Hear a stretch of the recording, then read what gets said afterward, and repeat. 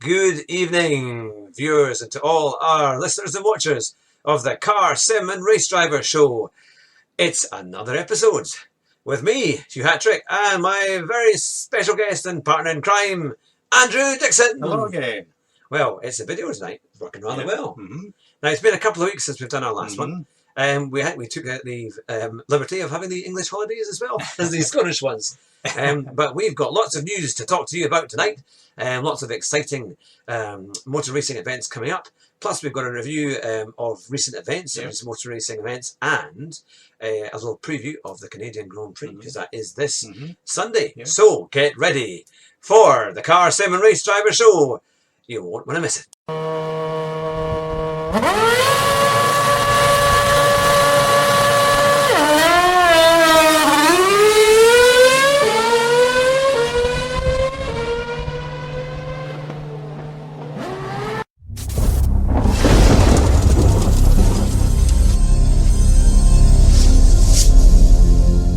Ready to record, and it's this week on the Car, Sim and Race Driver Show.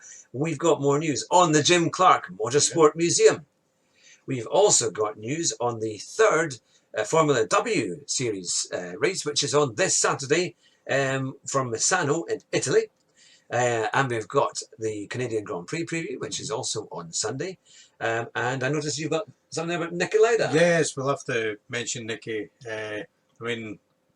It's really sad that he's died 70 years old, but he's had 43 extra years. Yeah. I mean, that crash was horrendous. Yeah. And then the news, they played it all again. And for else. anyone to survive that was something. I mean, he was given the last rights. Aye, that's right, wasn't it? And then 40 days later he was back racing. Yeah. It was incredible. Yeah. Many people have said that was actually the greatest sporting comeback of all time. Yeah. And it was something else. I remember him when he did the driver safety briefing, or when he did like the F1 racing drivers kind of safety group that was kind of reformed in '94 after the tragedy of Imola, with Ratzenberger and Senna. And he was, I think people really trusted him. You know, at the end of the day, it really seemed to work, and it was pretty good. But so I mean, it's a tragic loss of another incredible motorsport legend. Really. We've had that. We've had Charlie Whiting earlier on. And you kind of wonder. I mean, I know that people like it wasn't Sterling Moss, but I mean, they are well in their 90s now. Yeah, Sterling has retired from public duties now. Yeah, it wouldn't surprise me. I mean, Murray Walker is 95, just isn't it? I mean, he's still going strong. Yeah. So it is amazing how many of them I've got. But I met Ben Smith from the Jim Clark Trust on Sunday at the Thurlestane Castle Classic Car Show. You may have seen some of my photos on Instagram. If you haven't, go to Hugh Hatrick on Instagram, search Hugh Hatrick and you'll find me there. And you can see all the photographs and you can like and share, just like our YouTube channel and for our podcast. But it was very interesting because they are very keen to do a sim race with the Jim Clark name. So we'll keep you posted, because in the next couple of weeks, hopefully, we will have more information as to how it will come about. And you could be coming up to Duns to race against some of the top drivers in the world, people like Dario Franchitti. David Coulthard, hopefully. Yeah, Super GT.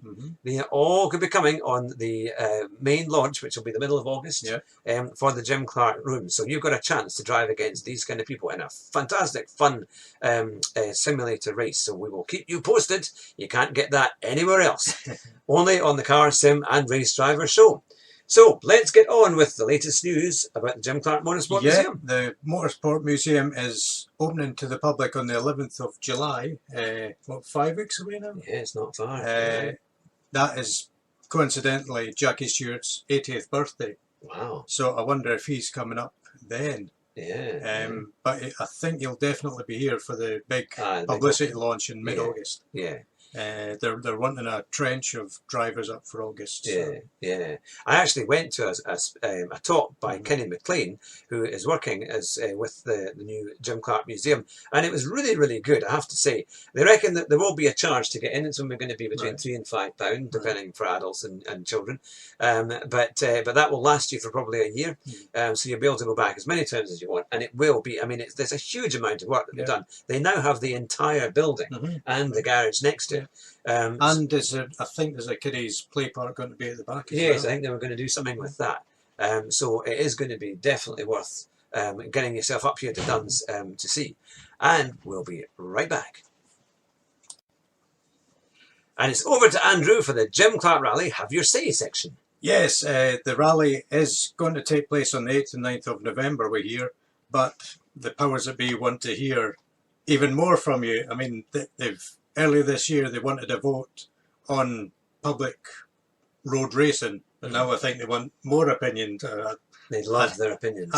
Yes, they want all of you to just to email them or phone them or write and say, the Scottish Government or something, is it? What? I'm not entirely sure.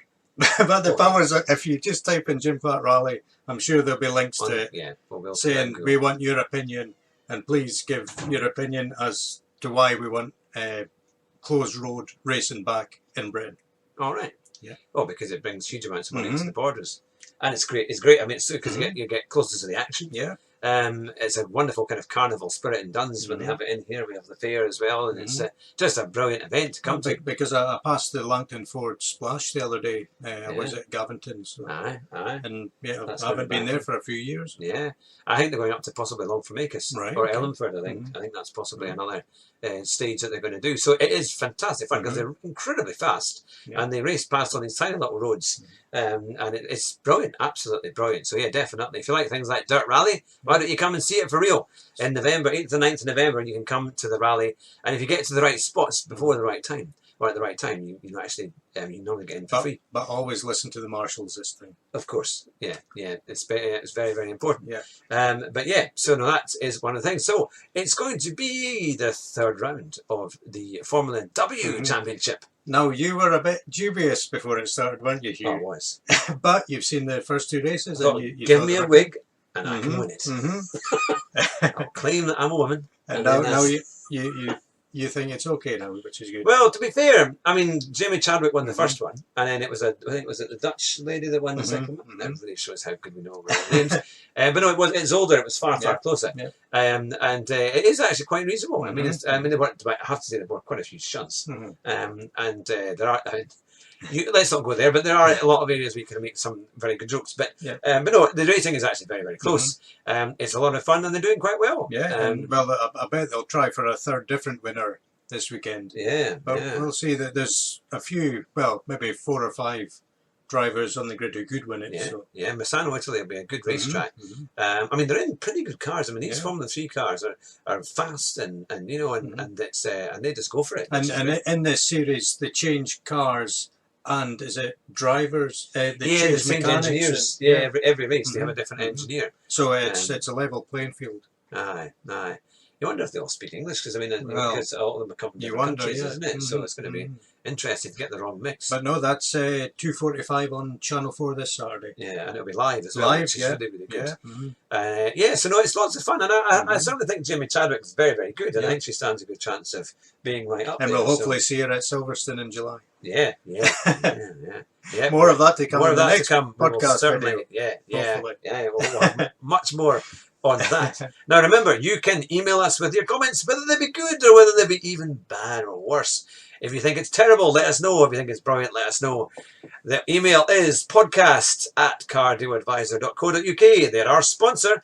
So remember, you can go to the website, cardioadvisor.co.uk, and get fantastic deals on new cars, whether it be leasing or buying outright purchase. They're licensed credit brokers, and they can do all that for you. So remember to visit the website. You can also order your car rental. They're in over 53,000 locations. There is a link on the website at cardioadvisor.co.uk, and you can get your car rental at very competitive prices pretty much anywhere in the world.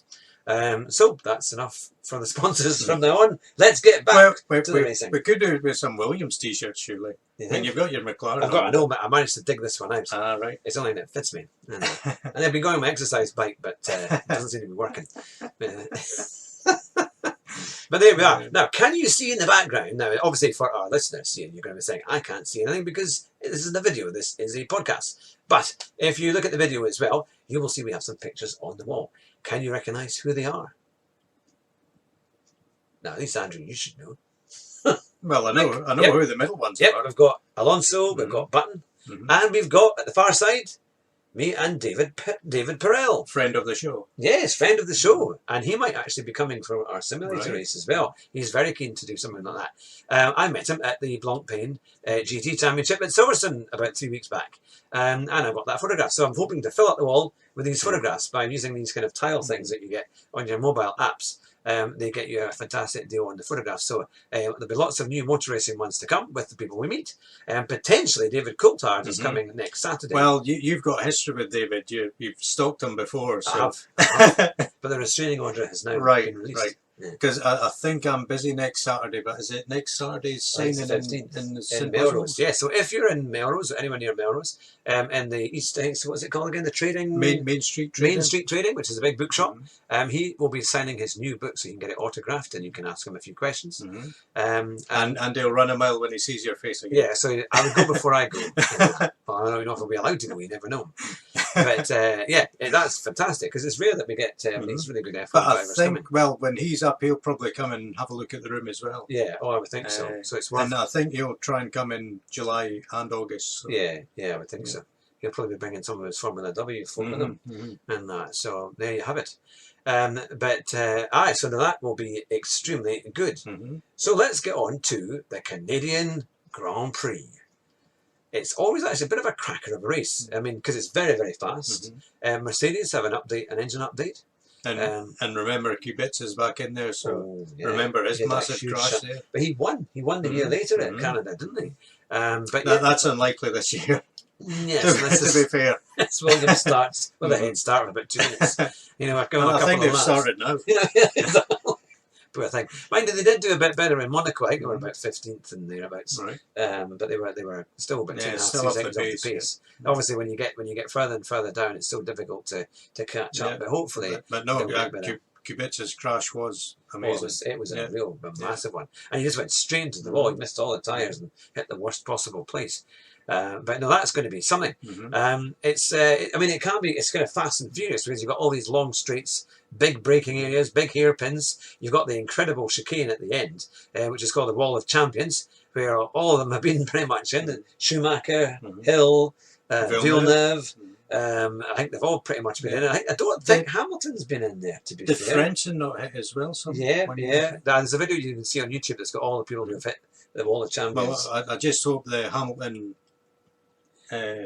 Verstappen battle happens again because it should have been. Max should have been second last time, but he was penalised. Oh yes, with the dodgy release. But no, I mean, well, I have to say the Red Bull was doing remarkably well. I think on that kind of circuit, there's a chance they could do quite well as well. Ferrari still say they can win, but you just don't know. I mean, and yet their performance in testing was very, very good. But it's still been quite exciting races. I mean, the Monaco race was a brilliant one to watch because you really thought, Verstappen did try and nearly took Hamilton off, but at least he tried, And Leclerc, that was a write-off last time. Yeah. Now, maybe this will be interesting for our listeners and our viewers. What do you think of Charles Leclerc?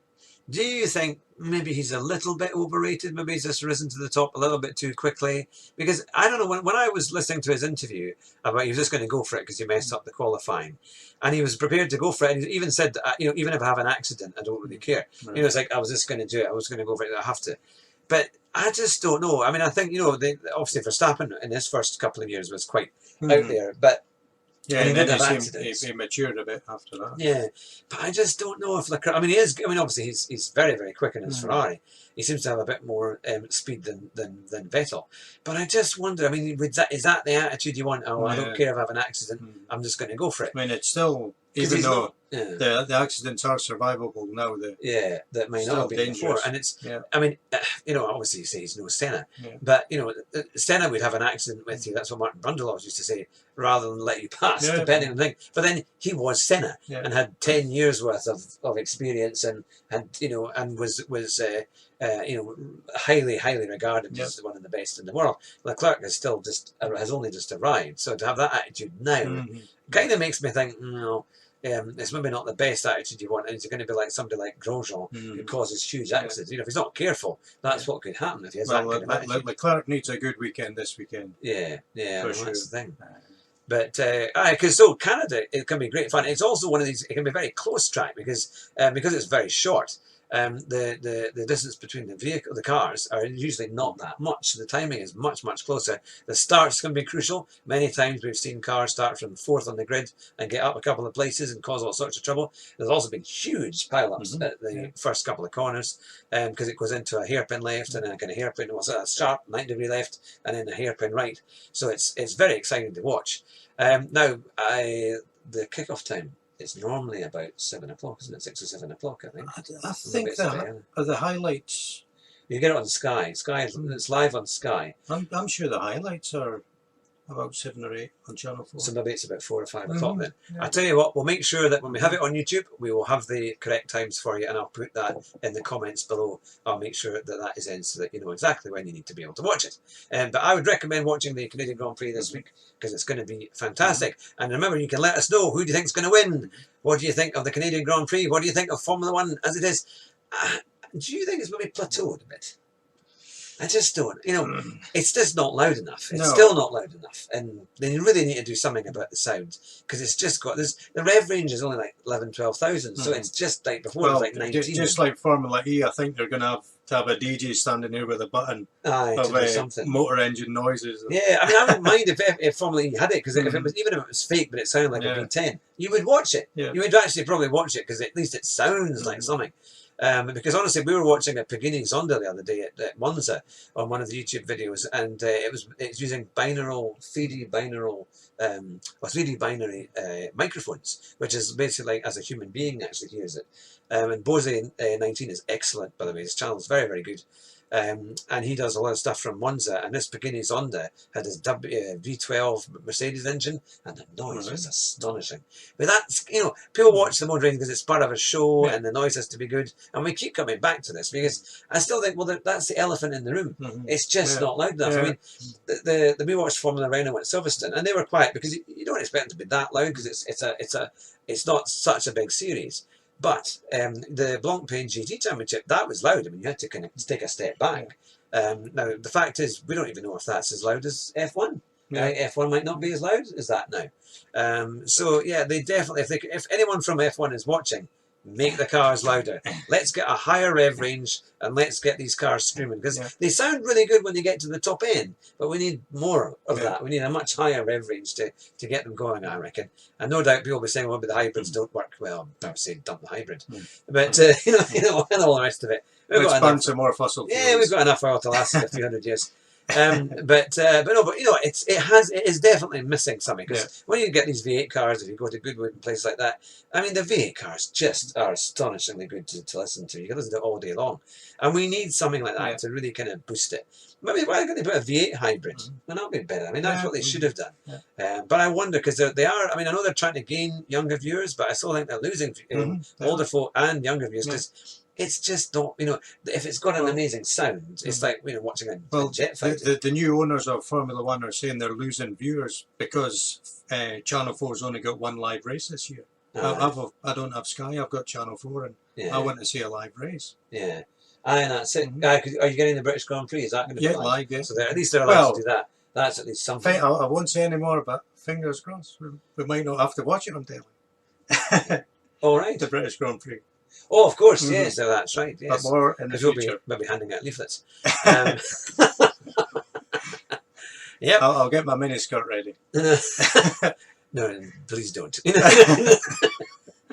So it's going to be something. So there's masses of motorsport coming up. Obviously, the British Grand Prix is the 14th of July. And this week, well, have you been watching the Isle of Man? Isle of Man, somebody was killed, wasn't they? On the first race. But John McGuinness is back. All right. He had a kind of victory parade last year, but he's back on the Norton this year. The Norton's got great history. Jimmy Guthrie from Hoyk. So John's there riding again. I think that could be today or tomorrow. In the senior. So he's going to challenge Joey Dunlop's record. My goodness. Yeah. I mean, I think it's so dangerous because if you come off, you land in somebody's house, and then you're kind of through the conservatory, and that's it. But no, I think people who will go and see it say it is spectacular with the speeds and everything else. Yeah, I think Peter Hickman last year was 135 miles an hour. Was that average? Goodness me. Yeah. That is something else.